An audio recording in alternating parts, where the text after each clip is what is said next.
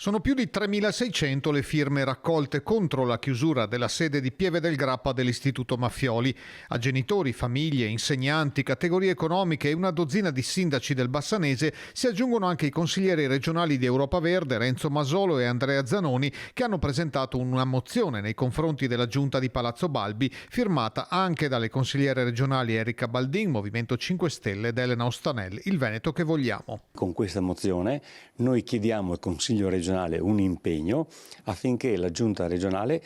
adotti le misure utili a trovare una nuova sede a Pieve del Grappa e a finanziare, se servono i fondi, il mantenimento di questo importante presidio del territorio. Le sedi alternative per studenti e insegnanti sono Montebelluna e Castelfranco e l'area del Grappa è da alcuni anni territorio mabunesco, col paradosso, secondo i promotori della mozione, che sia proprio un alberghiero ad essere interessato dalla razionalizzazione. No, non dovete chiudere questa scuola, ma primo dovete garantire la fine dei cicli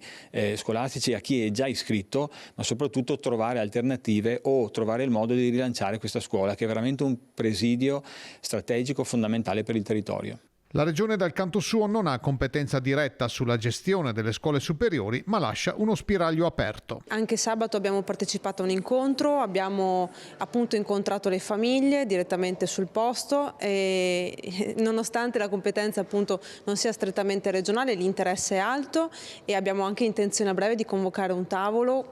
chiaramente con la provincia e i soggetti interessati per studiare una soluzione che possa essere percorribile.